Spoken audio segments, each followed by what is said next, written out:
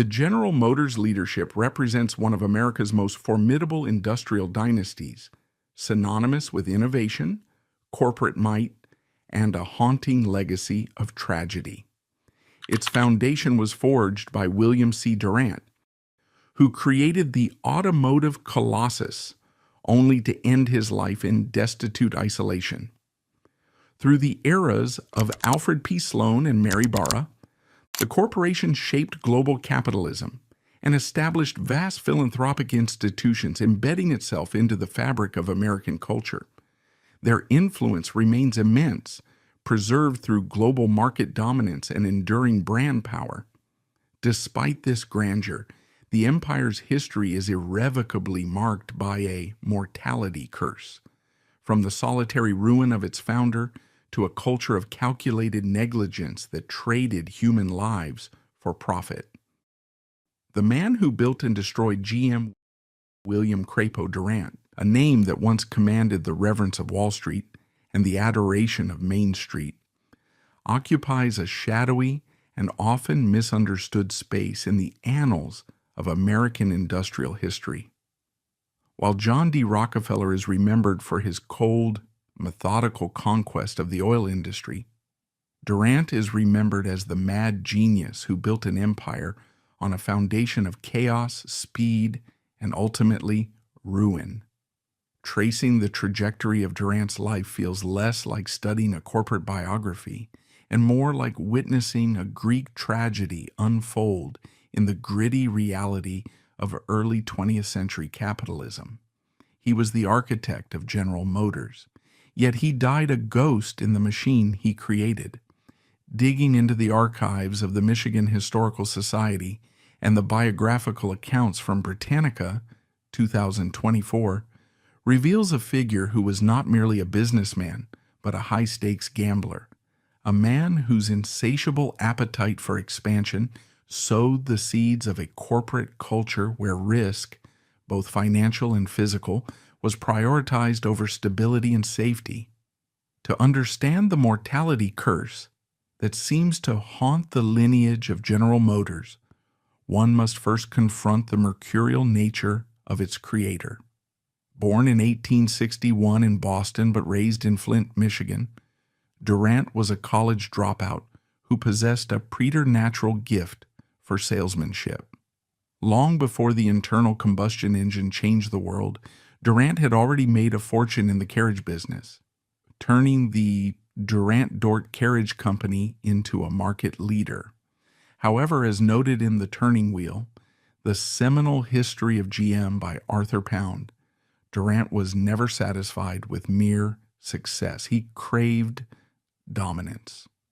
When he turned his attention to the nascent automobile industry in 1904 by taking over the struggling Buick Motor Company, he did not just want to build cars.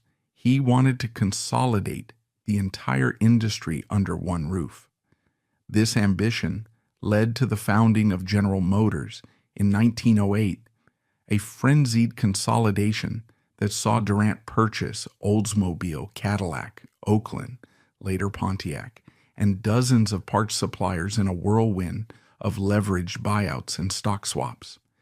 Yet this explosive growth came at a terrible cost, establishing a precedent for the quantity over quality mindset that would later plague the corporation.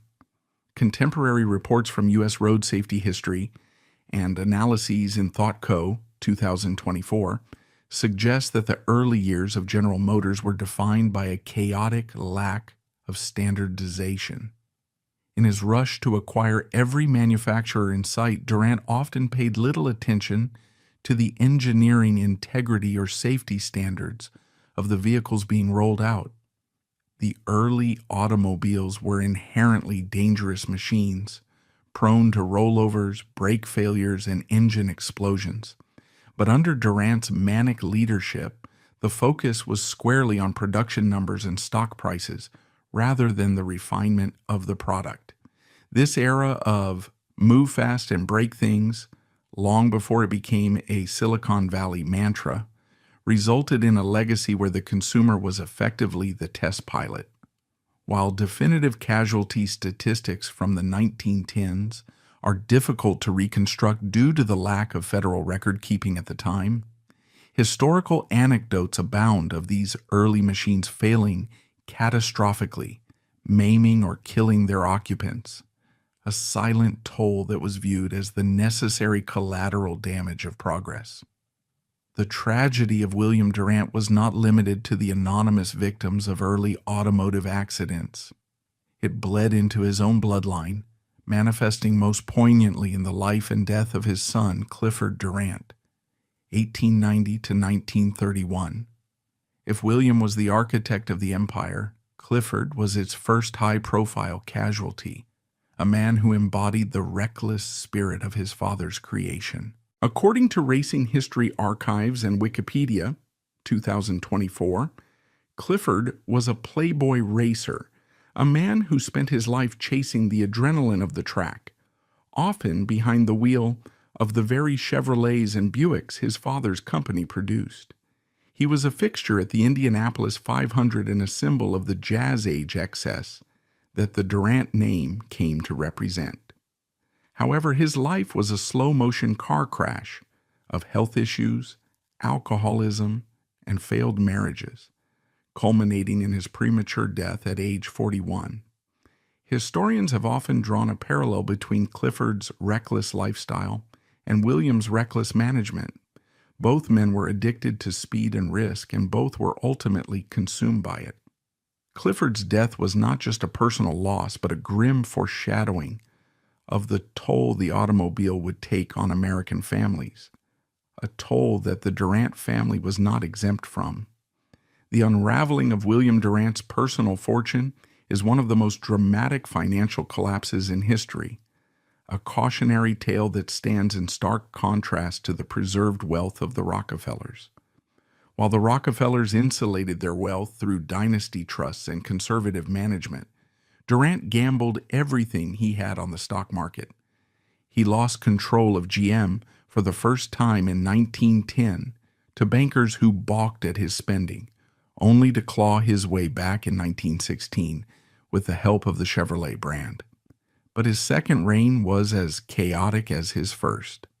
The recession of 1920 exposed his over-leveraged position, and in a desperate bid to save the company's stock price, Durant bought millions of dollars worth of GM shares on margin. When the price continued to plummet, he was wiped out. As detailed in Titan, The Life of John D. Rockefeller Sr., for comparison of business styles, and Britannica, 2024, Durant was forced to resign by the DuPont family and Alfred P. Sloan, who stripped him of his power and his creation. The final chapter of Durant's life is where the shady past morphs into profound tragedy. After being ousted from GM, he attempted a comeback with Durant Motors, but the Great Depression of 1929 delivered the final blow. The man who had once controlled a billion-dollar enterprise filed for bankruptcy in 1936, listing assets of $250, his clothes, and debts of nearly $1 million. The New York Times archives from the period paint a pathetic picture of his final years. The former titan of Detroit was reduced to managing a bowling alley in Flint and subsisting on a small pension provided by Alfred Sloan and Walter Chrysler, men who had once been his subordinates. He died in 1947 in a modest apartment in New York City, virtually forgotten by the public. There were no state funerals, no national days of mourning. His death was the ultimate manifestation of the GM curse. The creator was cannibalized by his creation, left to die in obscurity while the machine he built roared on, indifferent to his fate. This shady past, characterized by financial recklessness, a disregard for safety protocols, and a chaotic management style, left a deep scar on the corporate DNA of General Motors. It created a power vacuum that was filled by the cold, calculating bureaucracy of Alfred P. Sloan. The trauma of Durant's chaotic reign and his destitute death convinced the incoming leadership that emotion, intuition, and perhaps even humanity had no place in the boardroom. To avoid the fate of Durant, the new GM would prioritize order, hierarchy, and deniability above all else. Thus, Durant's tragedy was not just the end of a man, it was the beginning of a system. It taught the corporation that individuals are expendable, whether they are the founders who built the company or the customers who drive its cars. The ghost of William Durant hovered over the shoulder of every CEO that followed. His story became a whispered warning in the corridors of the GM headquarters in Detroit. Do not let passion override profit. However, in correcting for Durant's chaos, his successors swung the pendulum too far toward a ruthless pragmatism that would eventually lead to the ignition switch scandal. If Durant's sin was recklessness, the sin of his successors was calculated indifference. The devil Bill of the Rockefeller legend was a conman who sold fake cures. William Durant was a visionary who sold a dream that he couldn't control, unleashing a force that would eventually kill his fortune, his son, and thousands of strangers. His life serves as the dark prologue to the GM saga, proving that this industrial colossus was born not from the steady hand of a prudent manager, but from the fevered dreams of a gambler who lost it all, inventing the system that killed. If William C. Durant was the chaotic, beating heart of General Motors, a man driven by impulse adrenaline and a reckless love for the roaring machine, then Alfred Pritchard Sloan, 1875 to 1966, was its cold, calculating brain. The transition of power from Durant to Sloan in the early 1920s was not merely a change in personnel, it marked a tectonic shift in the philosophy of Western capitalism, a moment where the soul of the automobile was surgically removed to make way for the system of the corporation.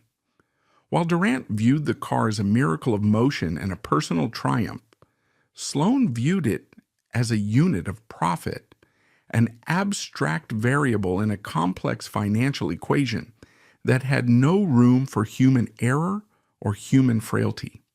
According to his own seminal memoir, My Years with General Motors, a text often cited by business schools as the gospel of corporate governance yet read by historians as a manual for dehumanization, Sloan sanitized the messy reality of manufacturing, replacing the grime of the factory floor with the sterile silence of the boardroom. Yet as historical analyses in Britannica Labor History and the archives of the Sloan Foundation, 2024, suggest, this Sloanist efficiency came at a harrowing human cost. In constructing the modern corporation, Sloan inadvertently designed a labyrinthine system where moral responsibility was diffused through layers of bureaucracy until it vanished entirely, creating the fertile, toxic ground from which the GM nod and future tragedies would spring. The rise of Sloan was born directly from the ashes of Durant's catastrophic failure. Following the financial panic of 1920, which saw Durant wiped out and the company brought to the brink of insolvency, the DuPont family, GM's major financial backers, intervened with ruthless precision. They installed Sloan, an electrical engineer by training and a stoic by nature, to bring order to the asylum. Sloan possessed an almost robotic aversion to emotion. He was a man who allegedly never visited a factory floor unless absolutely necessary, and who treated social interactions as inefficiencies to be eliminated. His organization study, a document that laid the blueprint for the decentralized, multi-divisional structure, the M form, fundamentally changed how large organizations functioned. He reorganized the sprawling, incoherent collection of car companies into a disciplined hierarchy of brands, famously articulated as a car for every purse and purpose. From the utilitarian Chevrolet to the opulent Cadillac, Sloan created the ladder of success that defined the aspirations of the American middle class. However, this brilliance masked a ruthless pragmatism. The car was no longer an engineering marvel, it was a financial instrument. Under Sloan's tenure, 1923 to 1956, the mortality curse of the family shifted from the dramatic singular deaths of the Durant era to a more systemic, invisible form of violence embedded in the product itself. It was Sloan who introduced and perfected the concept of dynamic obsolescence, the strategy of annual model changes designed to make consumers feel their current vehicles were socially and aesthetically outdated long before they were mechanically worn. This strategy, developed in tandem with the legendary designer Harley Earl, prioritized style, chrome, fins, and cosmetic updates over engineering durability and safety innovations. For the first time in industrial history, the primary goal of the automaker was not to build a machine that protected its occupants, but to build a machine that seduced them. Archives from the New York Times and automotive safety histories from the mid-20th century reveal a disturbing correlation. As GM's profits soared under the banner of style, safety research stagnated. When engineers proposed safety glass, padded dashboards, or seat belts in the 1930s and 40s, these innovations were frequently rejected by the Sloan-controlled finance committees as unnecessary costs that did not drive sales. The consumer was viewed not as a human being to be protected, but as a wallet to be opened. This philosophy reached its tragic zenith decades later, but its roots were firmly planted in the Sloan era. The decision to ignore the human factor in design meant that thousands of preventable fatalities on American highways were, in the eyes of the corporation, acceptable statistical deviations in the pursuit of market dominance. Sloan had built a machine that could print money, but it had no brakes for its own moral ambition. The tragedy of Sloan's leadership extended beyond the consumer to the very people who built the empire. The factories of General Motors during the 1920s and 30s became battlegrounds of physical and psychological attrition. In his relentless pursuit of return on investment, ROI, the metric Sloan popularized as the ultimate measure of corporate health, the human worker was reduced to a variable cost to be minimized. Labor history archives and accounts of the Great Depression document the horrific accident rates in the automotive plants of this era. The speed up, the practice of increasing the assembly line's pace to unbearable levels, resulted in maimed limbs, exhaustion, and fatalities that were recorded in corporate ledgers with the same bureaucratic detachment as the cost of steel or rubber. Sloan's response to labor unrest, most notably during the seminal Flint sit-down strike of 1936 to 1937, was characteristic of his worldview. While workers occupied the Fisher Body Plant No. 1 demanding basic human dignity, fair wages, and a slowing of the deadly line speeds, Sloan refused to meet with them, viewing the strike not as a cry for humanity, but as an illegal breach of contract. He famously urged the government to intervene with force, viewing the workers as unruly components of the production mechanism that needed to be managed or suppressed. This profound dehumanization of the workforce set a cultural precedent that would eventually metastasize to the customer base. If the people building the cars were expendable commodities, logic dictated that the people driving them were equally disposable. The distance between the executive suite in New York and the blood on the factory floor in Michigan created a psychological buffer, allowing Sloan and his lieutenants to make decisions that ruined lives without ever having to witness the consequences. It was during this golden age of GM that the toxic corporate phenomenon known as the GM nod was incubated. This behavior, which would be cited nearly a century later in the Valukas report, investigating the ignition switch deaths, originated in the Sloan era's obsession with consensus, hierarchy, and management by committee. Sloan created a culture where open dissent was viewed as disloyalty and where bad news was systematically filtered out before it reached the majestic silence of the 14th floor. In this environment, managers learned to tacitly approve risky decisions without explicitly saying yes.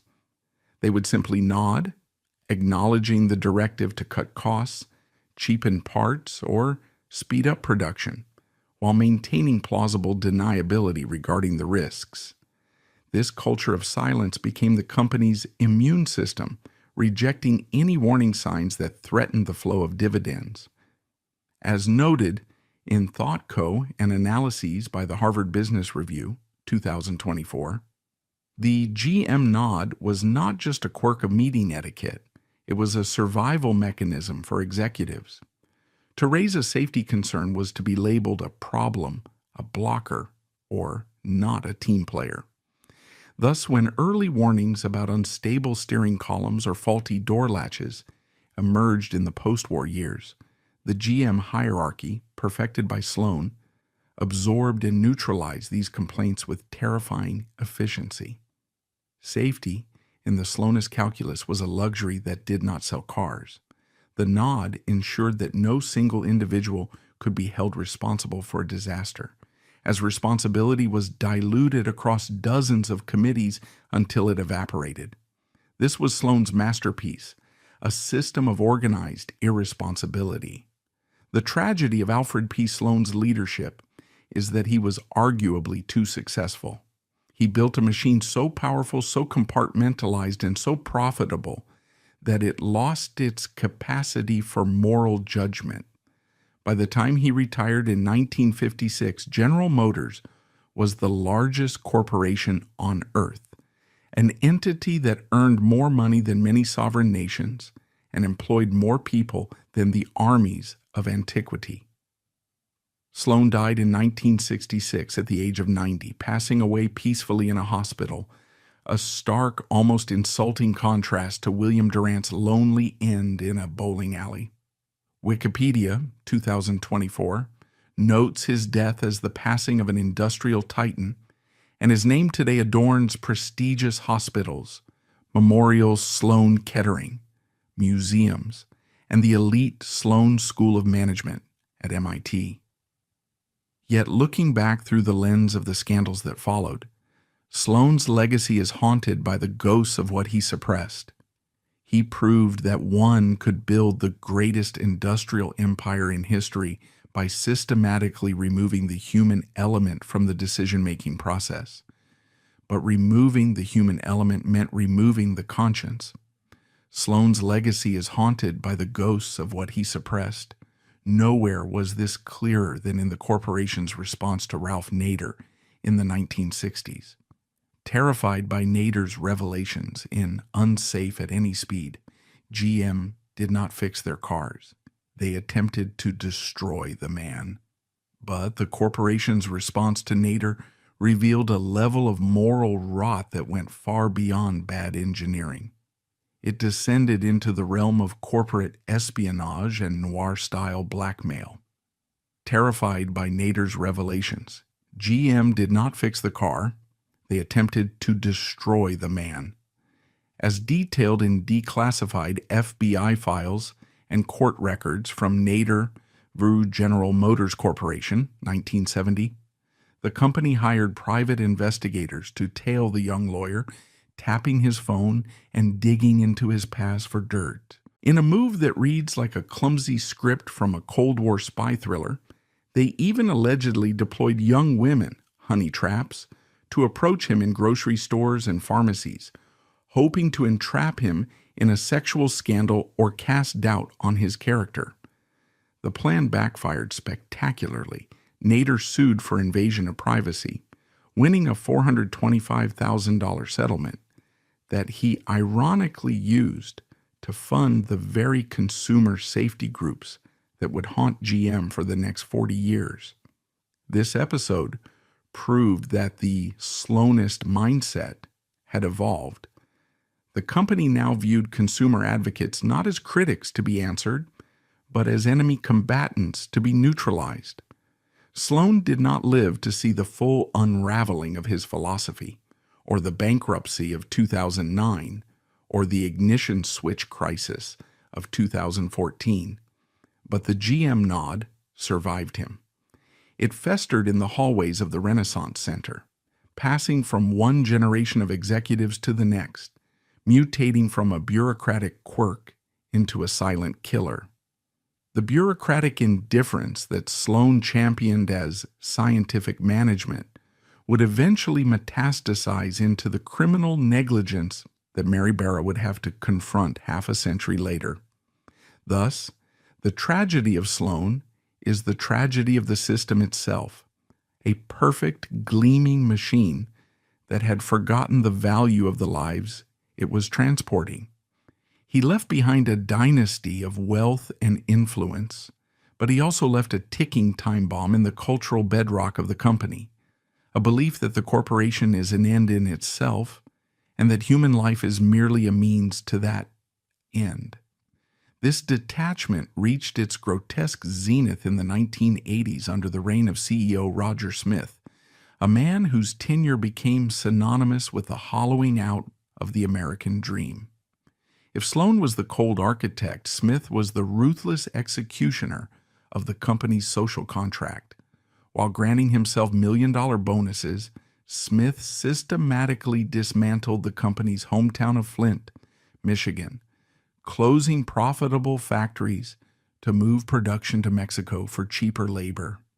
The devastation was immortalized in Michael Moore's documentary, Roger and Me, which juxtaposed the lavish, champagne-soaked Christmas parties of GM executives with the eviction of factory workers from their homes on Christmas Eve just a few miles away. Under Smith, the GM curse ceased to be just about physical safety. It became about economic violence. He transformed Flint from the birthplace of the middle class into a Rust Belt graveyard, proving that the corporation's loyalty extended only to its shareholders, never to the people, communities that built it. Inside the cover-up that cost 124 lives. If the era of William Durant was defined by the chaotic ambition of the gambler and the era of Alfred P. Sloan by the cold efficiency of the accountant, the early 21st century for General Motors was defined by the catastrophic convergence of these two legacies, the ignition switch scandal. This was not merely a mechanical failure. It was a moral collapse of biblical proportions, a tragedy that laid bare the rotting core of a corporate culture that had for decades prioritized penny pinching over human survival. At the center of this storm was a small, unassuming plastic component, an ignition switch, installed in millions of compact cars like the Chevrolet Cobalt, Saturn Ion, and Pontiac G5. As detailed in the exhaustive 325-page Valukas Report 2014, the internal investigation commissioned by the GM board and chronicled by investigative teams at the New York Times, the Wall Street Journal, and CBS News, this switch possessed a fatal clandestine flaw. If jostled by a heavy keychain, a knee bump from a tall driver, or even a sudden vibration from a pothole, the torque in the switch was too low to hold the key in place. It would slip silently from the run position to accessory or off, while the car was careening down a highway at 65 miles per hour. The consequences of this slip were immediate and terrifyingly total. The engine would cut out, killing the power steering and power brakes, transforming the vehicle into a 2-ton unguided missile. But the most lethal aspect of this failure, the detail that transforms this from a technical glitch into a corporate crime, was the electrical architecture. When the key moved to off, the Sensing Diagnostic Module, SDM, lost power. This meant that the advanced airbag system designed to save lives in the event of a crash was rendered instantly lobotomized. The driver was left with no control to avoid the crash and no protection when the impact occurred. The origins of this disaster can be traced back to the early 2000s, deep within the bureaucratic labyrinth that Sloan had constructed. According to internal emails and depositions released during the House Energy and Commerce Committee hearings, GM engineers were aware of the switch's low torque as early as 2001, during the pre-production phase of the Saturn Ion. By 2004, shortly after the launch of the Chevrolet Cobalt, customers began complaining of stalling engines. Engineers recreated the problem during test drives. Yet the decision-making process surrounding this defect offers a chilling glimpse into the banality of evil in the modern corporate world. A problem resolution tracking system, PRTS, inquiry was opened, and a solution was proposed: modify the switch to increase torque. However, a fateful decision was made to close the inquiry with no action. Why? Because the business case for the fix was deemed insufficient. Internal documents cited by the Wall Street Journal revealed the brutal arithmetic. The cost to fix the switch was estimated at 57 cents per vehicle. The tooling cost to implement the change was approximately $400,000. The corporation's mid-level managers, operating under a culture of intense cost containment inherited from the bankruptcy-fearing era of the mid-2000s, determined that these costs, when multiplied by millions of production units, were too high compared to the projected cost of warranty repairs. They did not factor in the cost of human life because, in the slowness ledger, human life was an externality. They chose the 57 cents. They chose the lawsuits. This decision, made in the quiet, air-conditioned meeting rooms of the Renaissance Center in Detroit and the Technical Center in Warren, Michigan, would eventually claim the lives of at least 124 people, though independent safety advocates and the Center for Auto Safety estimate the true toll to be over 300.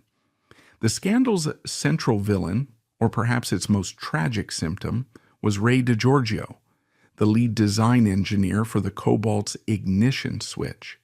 DiGiorgio's actions, as reconstructed by the Valukas report and subsequent Vanity Fair exposés, represent a breach of engineering ethics so profound it borders on the surreal.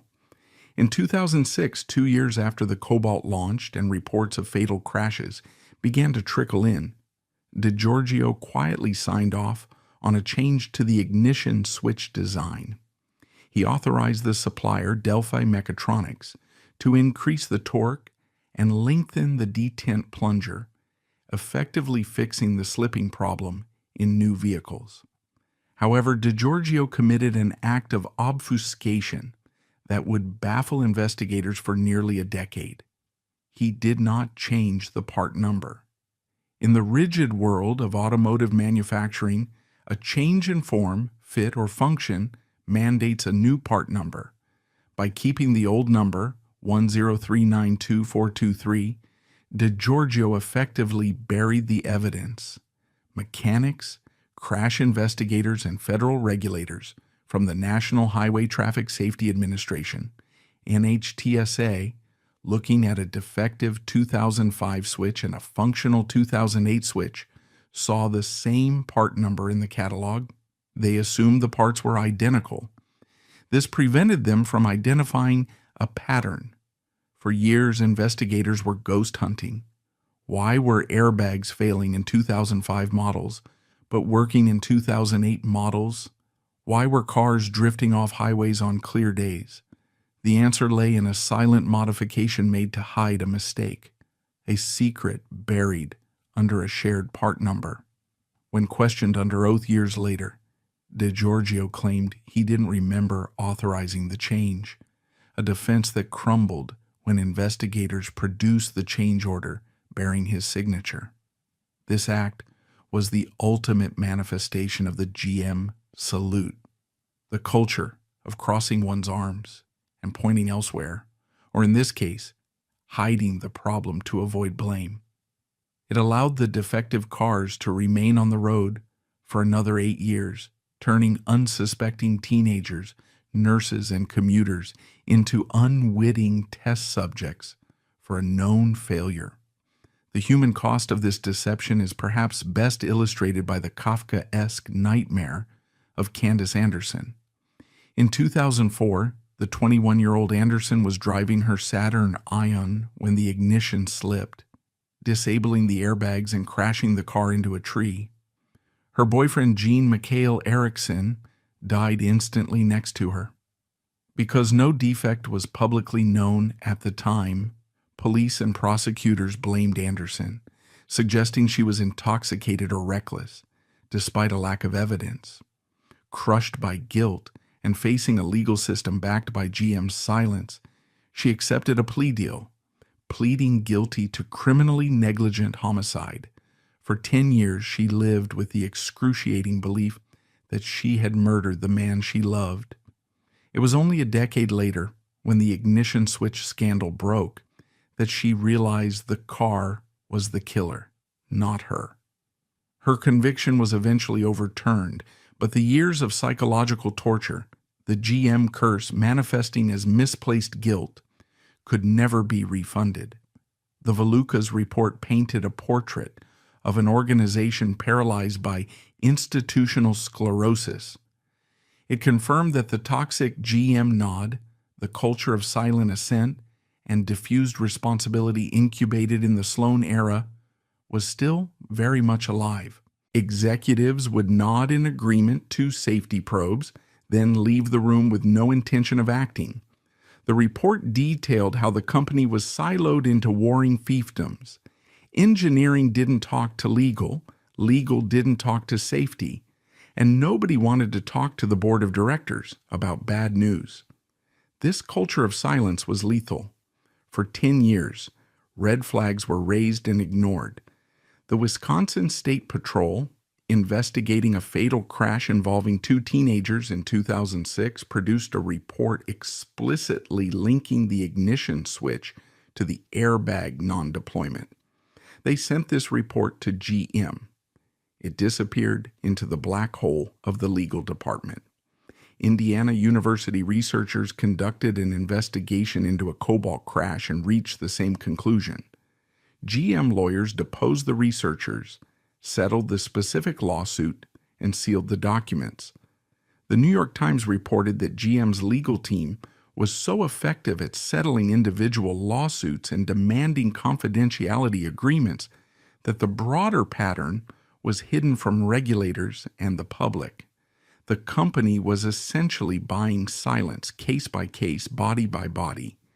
Into this maelstrom stepped Mary Barra. When she was appointed CEO in January 2014, she was celebrated as a glass ceiling breaker, the first woman to lead a major global automaker, a lifer, who started on the factory floor and worked her way up. Yet within weeks of her ascension, the dam broke. A dogged engineer named Mauro Ferrari, working for a plaintiff's attorney in a Georgia wrongful death case, the death of nurse Brooke Melton, finally pried open the switch and discovered the physical difference between the 2005 and 2008 parts. The lie was exposed. The recall of 800,000 vehicles quickly ballooned to 30 million worldwide. Barra found herself not as the captain of a new era, but as the chief mourner of the old one. Her testimony before the House Energy and Commerce Committee in April 2014 was a spectacle of modern corporate accountability theater. Sitting before a panel of enraged senators, Barra was grilled for hours. "I cannot tell you why it took years to announce a safety defect," she repeated, a phrase that became infamous on cable news loops. While Barra was likely not personally aware of the engineering decisions made a decade prior in a different department, she was the face of the system that made them. The media narrative, shaped by outlets like Time, Forbes, and Bloomberg Businessweek, shifted from celebrating her leadership to questioning whether she was a change agent or a human shield deployed by the board to weather the storm. To her credit, Barra did what her predecessors, the ghosts of Sloan and Durant, never would. She admitted the company was broken. She launched the Speak Up for Safety program, encouraging whistleblowers. She fired 15 employees, including Ray DiGiorgio and several high-ranking executives, though none faced criminal charges. She established a compensation fund run by Kenneth Feinberg, the master of disaster lawyer, who handled the 9/11 Victim Compensation Fund. This fund eventually paid out nearly $600 million to victims and their families, bypassing the lengthy court processes. Perhaps the most cynical and legally complex aspect of the entire tragedy was the strategy GM initially employed to limit its liability. Following its government-backed bankruptcy and restructuring in 2009, financed by $50 billion in taxpayer money, the company was legally divided into two entities. Old GM, Motors Liquidation Company, which retained the bad debts and liabilities, and New GM, the solvent company that exists today. When the ignition switch lawsuits began to pile up in 2014, New GM lawyers argued in federal court that the new company was not legally responsible for the deaths caused by cars manufactured by old GM before the bankruptcy. This legal maneuver, described by legal scholars in the Yale Law Journal and analyzed by The Atlantic as a bankruptcy shield, sparked national outrage. It seemed to confirm the worst suspicions about the company, that it was an entity designed to privatize profits and socialize or simply erase its moral debts. The argument was essentially that the company that built the death trap no longer existed, and the company that inherited the brand name was a different person under the law.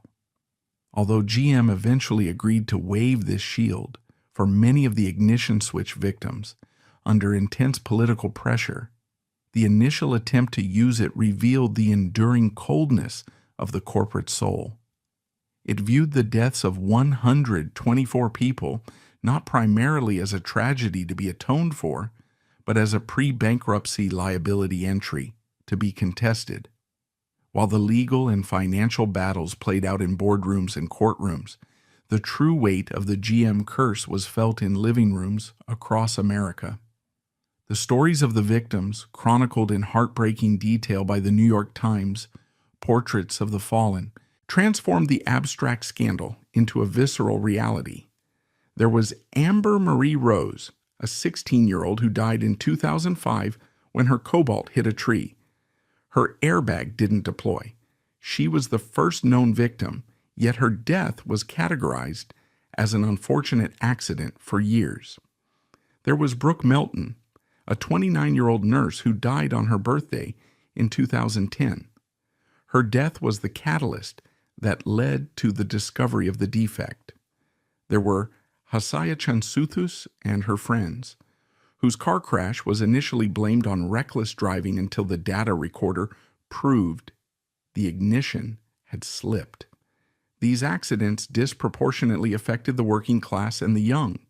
The Cobalt and Ion were budget cars, driven by students, waitresses, and young families.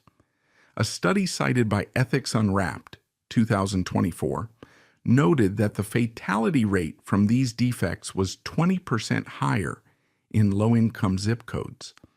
The ignition switch defect was particularly terrifying because it stole agency.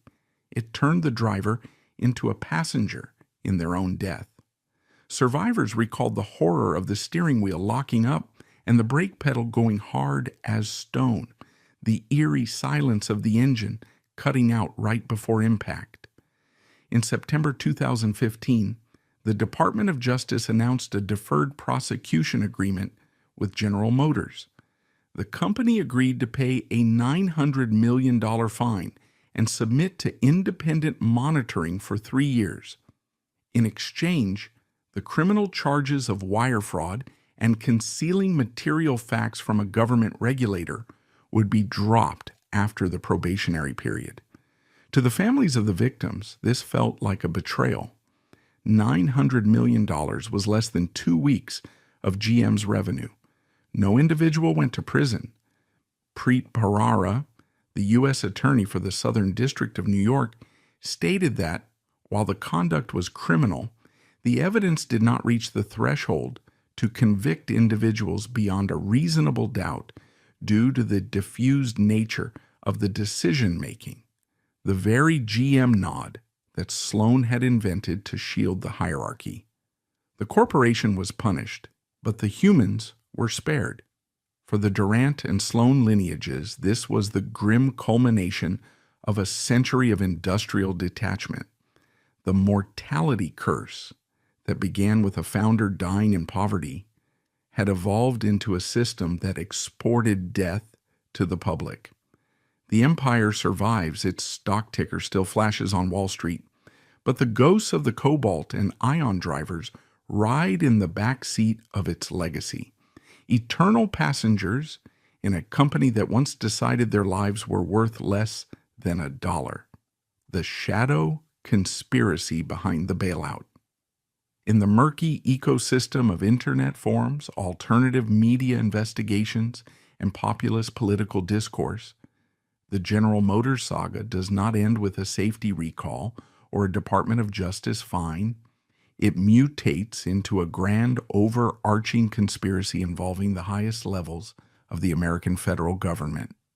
The timeline of the ignition switch scandal, spanning from the depths of the cover-up in the mid-2000s to the explosive public revelation in 2014, overlaps with suspicious precision with one of the most tumultuous and controversial periods in U.S. economic history, the 2009 federal bailout of the automotive industry.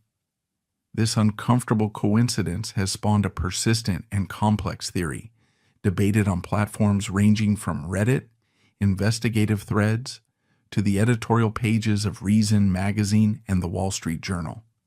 Did the U.S. government know about the deadly defects lurking in the Chevrolet Cobalt and Saturn Ion when it poured $49.5 billion of taxpayer money into saving the company? And if they did not know, was their ignorance a product of incompetence or a willful blindness designed to protect a political asset? The theory, often referred to under the derisive moniker Government Motors, is rooted in a fundamental conflict of interest that arose in 2009. Following the bankruptcy restructuring, the U.S. Treasury found itself in the unprecedented position of owning 61% of new GM. The government was no longer just the regulator of General Motors. It was its principal shareholder. Conspiracy theorists and legal scholars alike argue that this dual role created a perverse incentive structure, a massive, debilitating safety recall involving millions of vehicles in 2009 or 2010, right when the Obama administration was touting the GM turnaround as a signature economic victory, would have been catastrophic. It would have torpedoed the company's fragile stock price, destroyed consumer confidence in the new GM brand, and prevented the Treasury from selling its shares to recoup the billions of dollars owed to taxpayers. The narrative suggests that the silence regarding the ignition switch was not just corporate negligence, but a geopolitical necessity. While the Valukas report and subsequent congressional investigations found no smoking gun document proving a direct conspiracy between the White House Auto Task Force and GM executives to hide the body count, they did uncover a staggering level of dysfunction at the National Highway Traffic Safety Administration, NHTSA. As reported by the Washington Post and detailed in oversight hearings, the federal agency charged with protecting American drivers had the crash data in its possession for years. They had reports of airbags failing in head-on collisions. They had the death trends in their own databases. Yet, they failed to connect the dots. Critics argue that this failure was so profound, so systematic, that it is indistinguishable from complicity. Was NHTSA, a branch of the executive government, subconsciously pressured to go easy on the company that the government was trying to save? The optics were undeniably damning. The regulator was sleeping in the same bed as the regulated. This suspicion was further fueled by the Department of Justice's decision in 2015 to offer GM a deferred prosecution agreement, DPA, rather than pursuing criminal indictments against high-level executives. Legal scholars writing for The Intercept and The Atlantic noted that this lenient treatment, essentially a fine and a promise to do better, contrasted sharply with the government's aggressive prosecution of individuals in other sectors, such as the crackdown on insider trading on Wall Street. To the cynical observer, the too big to fail doctrine had evolved into a more sinister too big to jail. The narrative suggests that because GM is a pillar of the American economy, intertwined with the United Auto Workers, UAW unions, massive pension funds, and national industrial pride, it operates above the law. It is protected by a deep state apparatus that prioritizes industrial stability and stock market performance over individual justice. Whether one views this as a coordinated conspiracy or simply the cold, amoral pragmatism of state capitalism, the result remains the same. The machinery of government worked efficiently to save the corporation's balance sheet, while the machinery of the corporation was actively killing citizens. To truly understand the soft power of General Motors, the ability to bend reality to its will, one must look beyond the modern bailout to the company's history of reshaping the American landscape itself. The Durant and Sloan legacy is built on more than just selling cars. It is built on the destruction of alternatives. Historical archives from The Nation, Harper's Magazine, and legal reviews of the 1940s remind us of the infamous General Motors streetcar conspiracy, formerly known as United States versus National City Lines.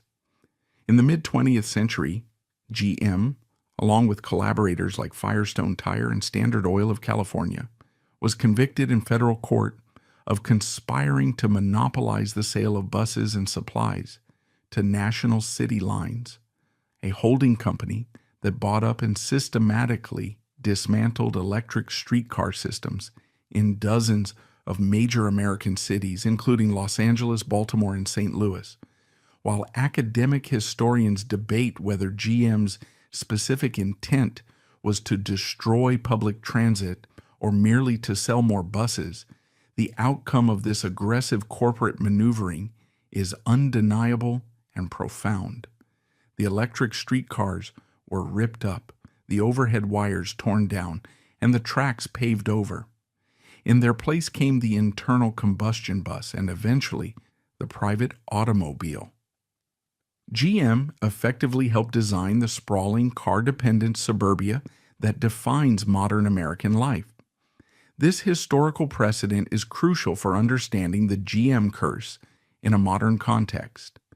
It demonstrates a corporate ethos that views the external world not as a fixed environment, but as a variable to be engineered. If the market conditions, like public transit, do not suit the business model, the company wields its immense power to alter the conditions. This God complex, the belief that what is good for GM is the only path forward, creates a dangerous blindness to the collateral damage, whether it be the destruction of urban infrastructure in the 1940s or the suppression of safety defects in the 2000s. This pattern of search and destroy against competitive alternatives repeated itself with haunting precision in the late 1990s with the General Motors EV1. Decades before Tesla, GM had actually built the world's first mass-produced, beloved electric car. However, realizing that electric vehicles required almost no aftermarket parts. threatening the lucrative service revenue of their dealerships, the board decided to kill the project. In a move that felt less like a business decision and more like an execution, GM did not just stop making the EV1, they forcibly recalled them from lessees who begged to keep them. They trucked the pristine, futuristic vehicles to the Arizona desert and crushed them into cubes of scrap metal, hiring security guards to keep witnessing photographers away. The image of the crushed EV1s remains a touchstone for conspiracy theorists, physical proof that the corporation would sooner destroy its own innovation than risk disrupting the status quo of the internal combustion engine. In the modern era, this influence is exerted not through shell companies like National City Lines, but through a legion of lobbyists on K Street in Washington, D.C. According to data from Open Secrets and analysis by the Center for Responsive Politics, General Motors spends millions of dollars annually to shape legislation on fuel efficiency standards, electric vehicle tax credits, and autonomous driving regulations. The GM curse of putting profit over people echoes loudly in these legislative battles. For decades, the auto lobby, led often by GM, fought vehemently against mandatory seatbelts, airbags, and roof crush standards. They argued in congressional testimonies that now read like grim satire that safety features were too expensive, would kill jobs, and that safety doesn't sell.